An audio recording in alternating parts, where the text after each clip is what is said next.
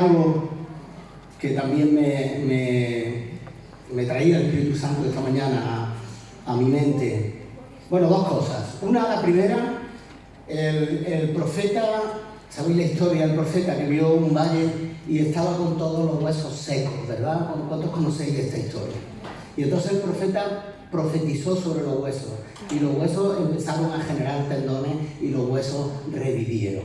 Y Manoli ha hecho mención a aquella silla vacía. Inmediatamente el Espíritu Santo me ha puesto en mi corazón: profetiza sobre esas sillas vacías. Esas sillas vacías estarán llenas en el nombre de Jesús. Amén. Yo me la juego mucho con el Espíritu Santo. De hecho, estoy ahora mismo con la piel de gallina. Pero algo he aprendido de tantos maestros y tantos pastores que he tenido. Pero recuerdo el pastor Esteban Muñoz en un campamento juvenil. Hoy, fijaros, voy a predicar con una Biblia muy juvenil, porque como yo venía solamente a dar un saludo de FLD, pues yo venía en la gloria. Y antes de tomar el tren, pues el marrón, no, pero comparte la palabra el domingo. Así que no traía ni Biblia. La llevo siempre en el móvil, ¿vale? No penséis que soy un inconverso, ni mucho menos. Y nosotros siempre, mi familia y yo, hemos estado muy vinculados al campamento Peniel en Córdoba, de donde han salido matrimonios maravillosos, ¿verdad?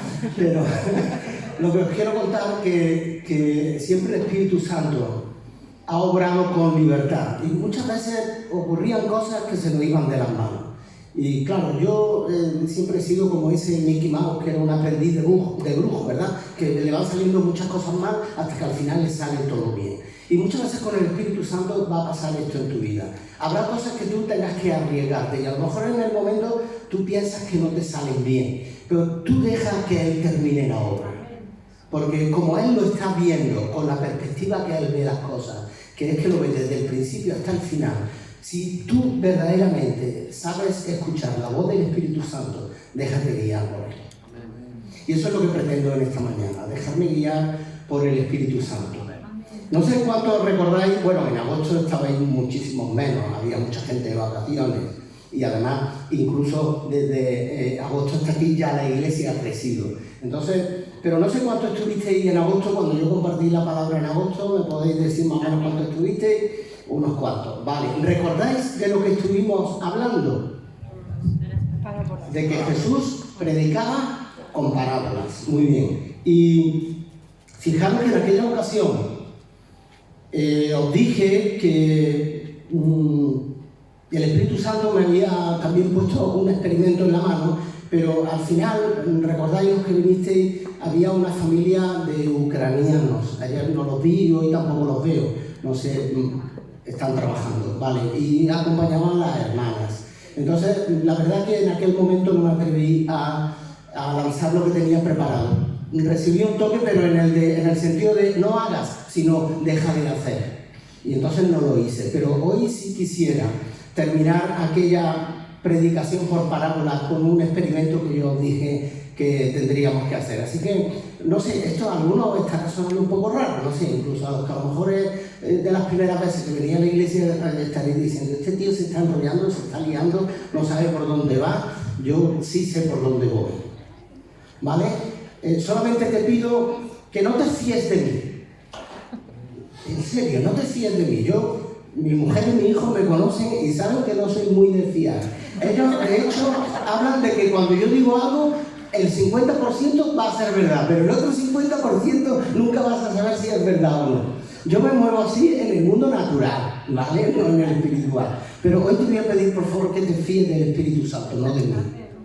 Y que verdaderamente el Espíritu Santo pueda estar obrando en tu corazón. ¿Y por qué digo esto? Porque hace 2 semanas recibí no sé cuántos manejáis Twitter, es una red social, ¿verdad? El Twitter. Yo me gusta el Twitter mucho porque es continuamente ideas, continuamente cositas. Yo soy muy inquieto mentalmente, me gusta mucho estar siempre buscando cosas por aquí, por allí. Y entonces cuando una noticia en Twitter se pone de moda, pues entonces te saltan se llama, ¿cómo es? Tendencia, ¿no? ¿Cómo es? Tendencia.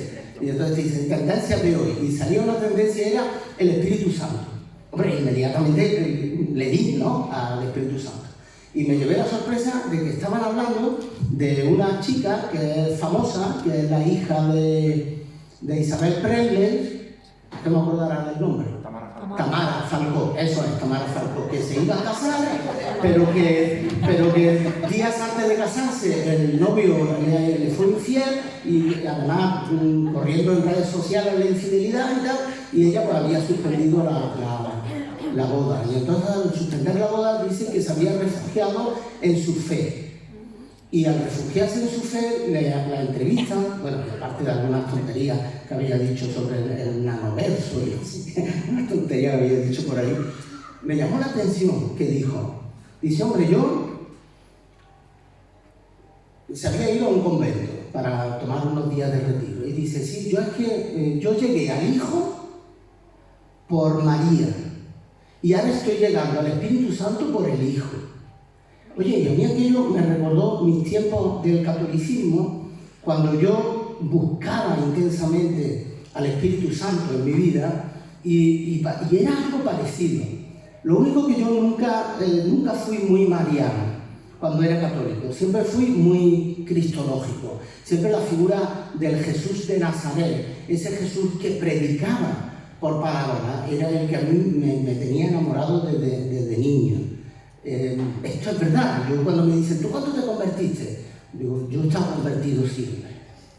Ahora, ¿cuándo entregué mi vida al Señor? Ese es otro tema.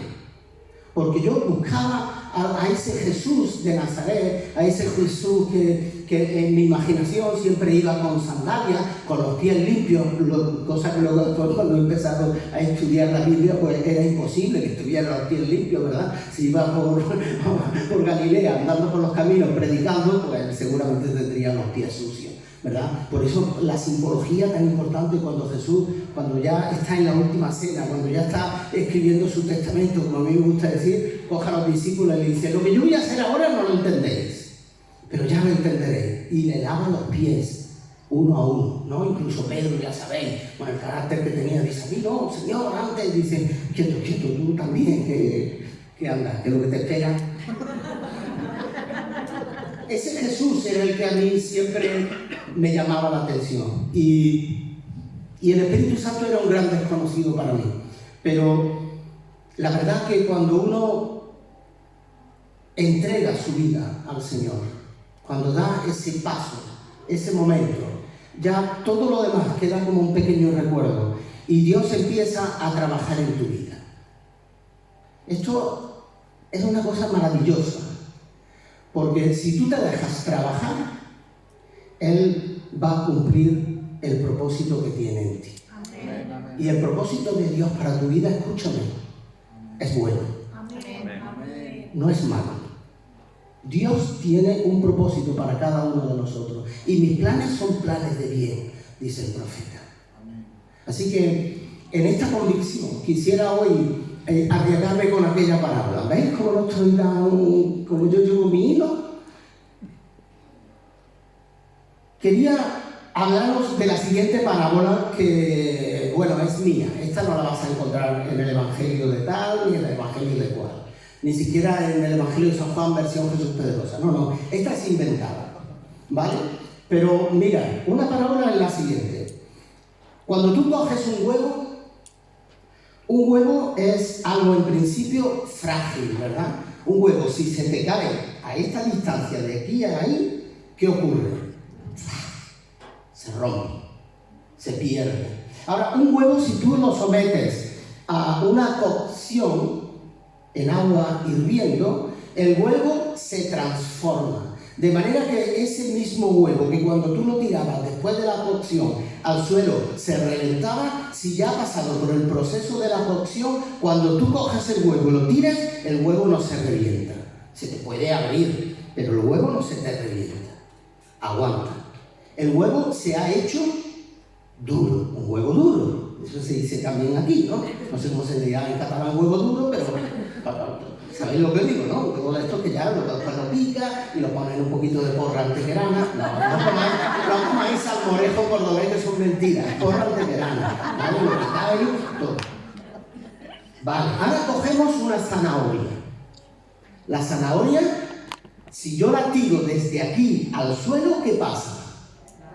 Nada, porque es dura.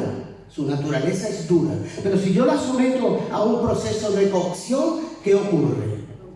Que cuando la salgo está blandita y está cómoda de comer. Bueno, a mí la zanahoria dura ya me gusta comerla cruda, pero bueno, entiendo que a lo mejor no es lo que a todo el mundo le guste. ¿Qué ocurrió? Que durante el proceso de cocción su dureza se convirtió en plasticidad. No, iba a decir fragilidad, pero no es frágil, porque todavía aguanta, pero es muy flexible, ¿verdad? Algo que era rígido se convirtió en flexible. Y luego después tenemos el grano de café. Si tú coges un grano de café y lo tiras desde aquí al suelo, ese sí que no le pasa absolutamente nada, ¿verdad? Pero cuando tú coges un grano de café, no uno, cogen muchos, ¿verdad? Y los cueces, ¿qué ocurre?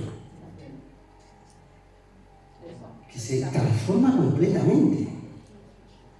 Y algo que era sólido se convierte en algo líquido, aromático y muy sabroso de tomar a los que nos gusta el café. A los que no nos gusta el café, evidentemente no. Pero el mismo proceso de cocción hizo que el alimento que era muy frágil se convirtiera en un alimento que es muy duro. El alimento que era muy duro se convirtiera en un alimento que era muy flexible. Y que el alimento que era granos se convirtió en algo sólido, se convirtió en algo líquido. Y ahora viene la parábola. La olla de cocción es la vida. El huevo, la zanahoria y el café somos nosotros. Cada uno que se identifique con lo que más se quiera identificar. O si quieres te puedes identificar con los tres. Porque el Jesús Pedrosa, que ahora tiene 56 años, no era el Jesús Pedrosa que tenía 25, ni era el que tenía 12. Así que a lo mejor soy un poco huevo, un poco zanahoria y un poco grano de café. Por eso soy tan raro. No sé tú. Pero la vida me ha hecho pasar por procesos de cocción. Y algunos duros. Y algunos muy duros, lo digo de verdad. Podía haberme convertido en el huevo duro, podía haberme convertido en la zanahoria, pero con la ayuda del Espíritu Santo, espero que después de todo el proceso de cocción, yo pueda hacer un buen aromático café. Porque ese proceso de cocción es el único que al grano de café le saca la esencia, le saca todo lo que tiene dentro y se convierte en una buena taza de café. Así que ese es el proceso por el que ya te profetizo que vas a pasar. Da igual lo joven que seas o lo mayor que seas, la olla de cocción va a estar siempre puesta. Y tus procesos en la vida siempre van a tener procesos en los que vas a hervir y vas a estar en situaciones en las que a lo mejor no querías estar. Va a depender de ti convertirte en un huevo duro, en una zanahoria flexible o en un aromático café. Esta es la parábola. Y ahora empiezo a predicar.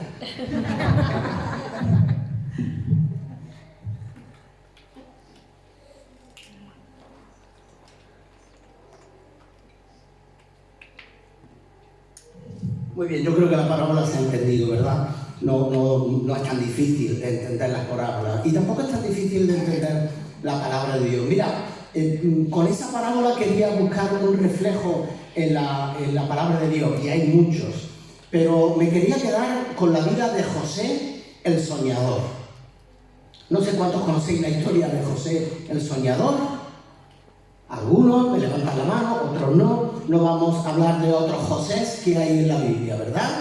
Hay otros José, como está José, el padre putativo de Jesús. No os asustéis con la palabra, es simplemente padre por representación, un latinazo, una palabra del latín, pero de ahí viene que José se le llame Pepe, porque el padre putativo firmaba como P. Padre putativo. Así que a los José le llaman Pepe por eso. Fijaros qué tontería. Luego después estaba el José de Arimatea, ¿verdad? Pero yo me quiero centrar con José el Soñador. Así que os invito a que en vuestras casas después podáis coger los capítulos del Génesis que hablan de la vida de José. Pero yo la voy a resumir y me voy a quedar después con casi los textos finales de la vida de José. ¿Qué sabemos de José? ¿Quién me cuenta algo de José? Ya se muestra un poquito más dinámico, que os veo hoy muy cansados, resacosos de ayer. Por cierto, yo no tengo resaca. Yo estoy contentísimo, ¿no? O sea, yo tengo la adrenalina por las nubes. A ver, cuéntame. Que dormía bastante. Que dormía bastante, por eso era soñador, ¿verdad? Muy bien. Es lo que tú estarás pensando, ¿no? Céntrate en la predicación, ¿eh? Oh, Mario. A ver, por aquí. Favorito de su padre. Era favorito de su padre, vale. Pero, ¿por qué motivo era favorito de su padre? Era pequeño. Era el que le había nacido en la vejez y encima de otra mujer, ya de la anterior, de ella ya había tenido varios hijos. Vale, vamos bien, de ese José vamos. ¿Quién me cuenta algo más? Que pasó por varios procesos de cocción. Bueno, pero no me echas la predicación tan pronto. Me ha hecho un spoiler, no miramos el spoiler, ¿verdad? Esto es como cuando te cuentan que el final de la película. Por supuesto, vamos a hablar de esos procesos de cocción. ¿Por qué era el preferido? Ya lo hemos dicho. Al ser el preferido de su padre, ¿qué ocurrió? Que creó la envidia en los hermanos. Los hermanos le tenían una envidia que no vean. Yo la verdad que me pongo en el pellejo, por ejemplo, de Judá, y oye, es para tener un poquito de envidia al niño, ¿verdad? El padre que le regaló, ¿un qué? Un manto de colores. Es que en aquella época un manto de colores significaba una barbaridad, porque los mantos solamente tenían un color, y normalmente un color oscuro. Un manto de colores era algo carísimo y señala además de un señorío impresionante. Así que imagínate, el que iba más chico, luego después nació otro. Pero por lo pronto, el que el papá, nada más que venga, este. Pues claro, los otros estaban negros, normal. Vale, ¿qué ocurre más adelante?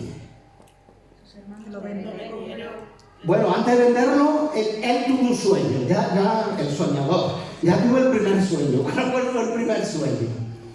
¿Os acordáis? El de las espigas, ¿vale? Soñó que en el campo había unas espigas y que el ramo de su espiga era más importante y los otros ramos se tenían que inclinar. Y los hermanos decían, sí, hombre, claro, ¿qué estás diciendo? ¿Que tú vas a tomar señorío sobre nosotros?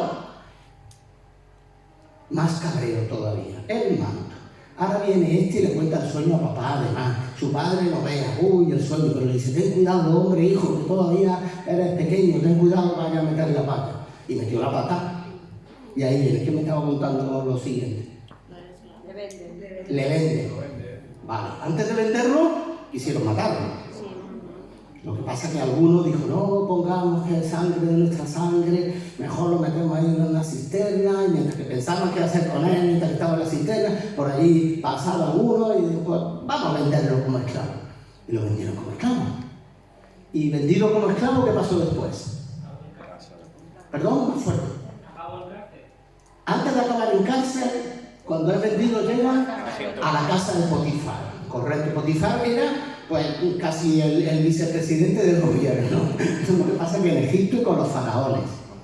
Pero era el segundo de Egipto, era un hombre muy importante. Y él entra como esclavo. Y dice la palabra que Dios estaba con él y lo hacía prosperar. De manera que Potifar lo puso de su jefe de su casa. O sea que realmente, vale, ya había pasado un proceso de cocción. Pero parece que la cosa se ponía bien, ¿verdad? Ya empezaba la cosa a ir mejor. ¿Y qué ocurrió cuando la cosa iba mejor? A ver, alguno del fondo que me diga qué ocurrió cuando... Que estáis muy callados los del fondo. Norte o sur, me da lo mismo.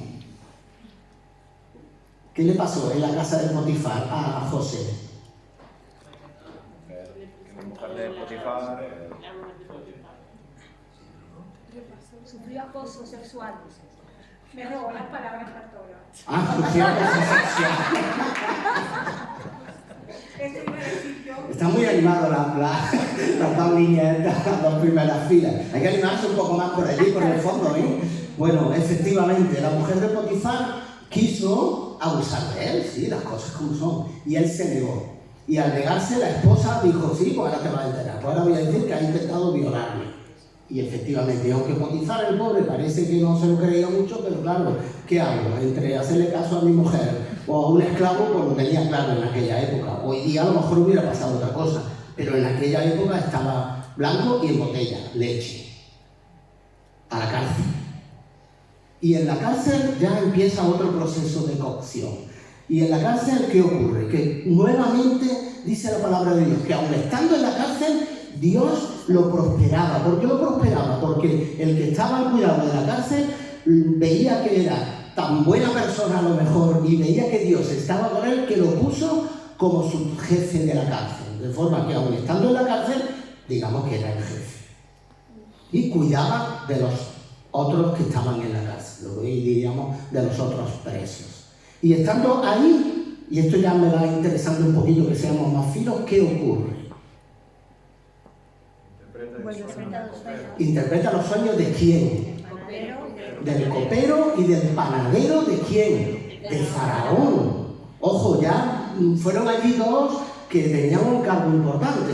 El copero y el panadero eran cargos muy importantes porque en aquella época a todos los reyes y a todos los faraones y tal, cuando había que cargárselo, pues lo hacían muy fácil, lo envenenaban y punto.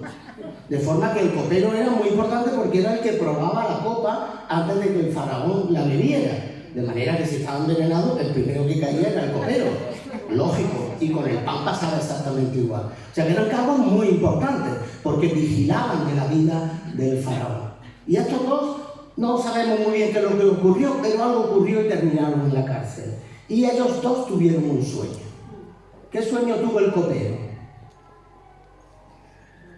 El copero tuvo un sueño en el que él veía cómo se recogía de la vid el vino, se repartía en copa y él alzaba la copa y se la daba a Faraón. Y el panadero tuvo un sueño en el que él veía cómo una cesta llena de panes se ponía sobre su cabeza y los pájaros silvestres iban y se la comían, el pan. Y dice que cuando José llegó por la mañana, fijaros, dice la palabra, lo podéis buscar después, es que si me pongo a leer todo esto, estamos hasta por la tarde y yo tengo que coger un tren, así que no puede ser, si no me quedaba, porque esta historia me gusta mucho. Pero dice que los vio con el rostro compungido y les dijo, ¿pero qué ocurre? Y entonces ellos dijeron, pues es que hemos tenido este sueño y este sueño. Y él dijo, pues mira, el sueño del copero es que en poco Faraón vas a volver a levantar la copa delante de Faraón, porque Faraón va a levantar tu vida. Y tu sueño, panadero, lo que significa es que Faraón en pocos días va a cortar tu cabeza y va a terminar con tu vida. Y esta fue la interpretación del sueño.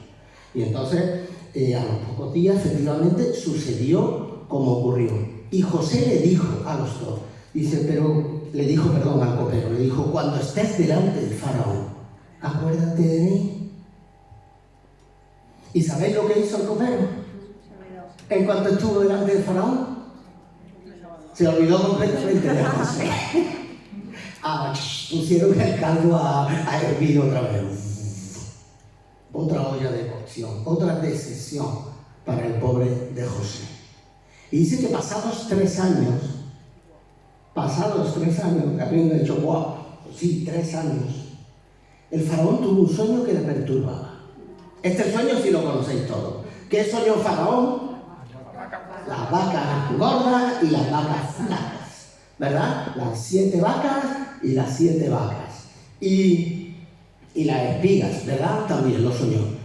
Y ese sueño lo atormentaba, de manera que llamaron a todos los sabios de Egipto y nadie podía dar la solución a ese sueño. Y entonces el copero dijo, pues yo conozco uno que cuando yo estaba en la cárcel me interpretó el sueño y hoy estoy yo aquí con el sueño que él me interpretó.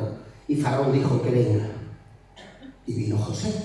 Y José interpretó el sueño. Y le dijo a Faraón que venían 7 años de prosperidad y venían 7 años de penuria. Y que los 7 años de prosperidad había que poner al frente de Egipto a alguien con sabiduría suficiente para que durante 7 años se pudiera acumular todo lo que luego después haría falta. Y entonces Faraón dijo, blanco y en botella, leche, Pues ponemos a José, que sabe interpretar y que el hombre tiene sabiduría, y lo voy a poner ahí. Y dice que José recorrió todo Egipto, organizando a todo el mundo. Fijaros qué sabiduría tenía José. Y parece que ya se había calmado la corrupción, ¿verdad? Pero cuando llegaron los 7 años de riqueza, de abundancia, y efectivamente José lo iba organizando todo, guardando el grano, preparándolo todo, y cuando llegaron la penuria, dice que a los 2 años de la penuria, volvemos ahora a la familia de José, dice que los hermanos de José le dijeron al padre, que era Jacob, le dijeron, oye, estamos aquí y estamos mal, y en Egipto hay trigo, ¿por qué no vamos allí y compramos trigo? Y efectivamente Jacob al principio no estaba muy convencido, pero bueno, al final los mandó y comienza la historia que quiero empezar a leeros. José recibe a sus hermanos no lo reconocen. En un primer viaje José les vende el trigo y luego después de venderle el trigo les devuelve incluso el dinero de haberlo pagado. Y ellos cuando lo descubren dicen, ¿pero esto qué es? ¿Esto cómo es? Esto, bueno, es una provisión de Dios. Vaya, qué maravilloso. Llegan, se lo cuentan todo al padre, se vuelve a acabar el trigo que tenían y tienen que volver otra vez. Pero entonces se acuerdan que José les dijo José, que para que volvieran tendrían que ir con el hermano que faltaba. ¿Qué era? ¿Quién se acuerda? Benjamín. Y ahí ya nos situamos. Convencen a Jacob para que puedan ir y para que puedan llevar lo estoy resumiendo, no estoy diciendo nada de lo de la acusación y algunos detalles para ir llegando donde quiero. Viajan ya todos los hermanos y lógicamente José dice que incluso cuando los escuchaba de hablar entre ellos, José sabía perfectamente lo que estaban diciendo, porque dice que en cambio José cuando hablaba con sus hermanos hablaba con un intérprete, de manera que los hermanos jamás supieron que José era quien era. Y ahí estamos situados, ¿vale? Cuando vuelven por segunda vez a por más grano, porque tienen necesidad, porque van a morir de hambre, si no. Y estoy en el capítulo 45 de Génesis. He resumido 7 capítulos de Génesis, ¿eh? Espero haberlo resumido bien. Dice, no podía ya José contenerse delante de todos los que estaban al lado suyo y clamó. Se está refiriendo a todos los egipcios que había alrededor suyo, porque José ya a todos sus hermanos lo había invitado a su propia casa. Y en la casa estaban todos reunidos, pero estaban también los funcionarios egipcios. Y dice, no podía ya José contenerse delante de todos los que estaban al lado suyo y clamó, haced salir de mi presencia a todos. Y no quedó nadie con él al darse a conocer José a sus hermanos. Entonces se dio a llorar a gritos. Y oyeron los egipcios y oyó también la casa de Faraón. Y dijo José a sus hermanos, yo soy José, ¿vive aún mi padre? Y sus hermanos no pudieron responderle, porque estaban turbados delante de él. Entonces dijo José a sus hermanos, acercaos ahora a mí. Y ellos se acercaron, y él dijo, yo soy José, vuestro hermano, el que vendisteis para Egipto. Ahora pues, no os entristezcáis, ni os pese de haberme vendido acá, porque para preservación de vida me envió Dios delante de vosotros. Pues ya ha habido 2 años de hambre en medio de la tierra, y aún quedan 5 años, en los cuales ni habrá arada, ni habrá siega. Y Dios, fijaros, y Dios me envió delante de vosotros para preservaros posteridad sobre la tierra y para daros vida por medio de gran liberación. Y ahora quiero que te quedes con este versículo. Así pues, no me enviasteis acá vosotros, sino Dios, que que me ha puesto por padre de Faraón y por señor de toda su casa y por gobernador en toda la tierra de Egipto.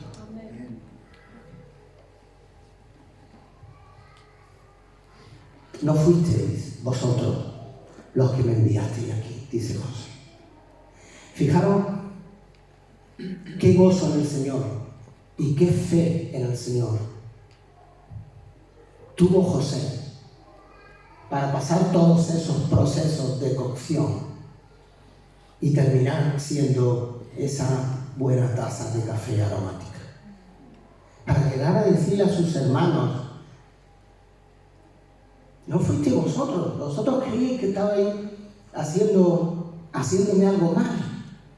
Y sin embargo era el plan de Dios para salvaros a vosotros mismos.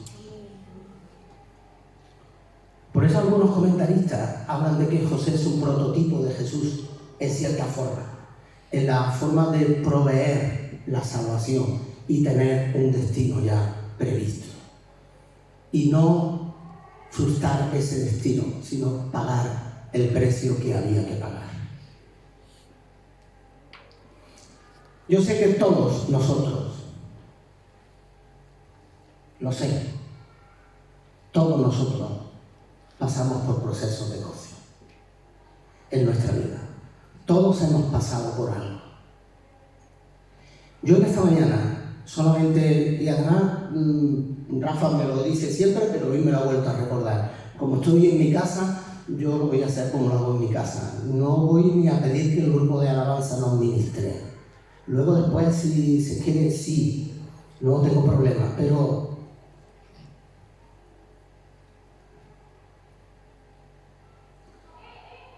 en esta mañana quiero que verdaderamente, si el Espíritu Santo te ha tocado, que tú vengas al altar a postrarte delante de Él y a derramarte delante de Él. Si tienes esa necesidad, porque hayas pasado por un proceso verdaderamente de cocción duro y necesitas que el Espíritu Santo te ayude a dar lo mejor de ti. Porque como dije antes, mucho tiempo yo estaba buscando a mi Jesús de Nazaret, pero hasta que cogí y entregué mi vida, yo creo que Él no empezó a sacar parte de la esencia que quiere de mí. Y estoy en proceso. Y estoy tan en proceso que yo seré el primero que me ponga de rodillas en el altar. Que el Señor os bendiga.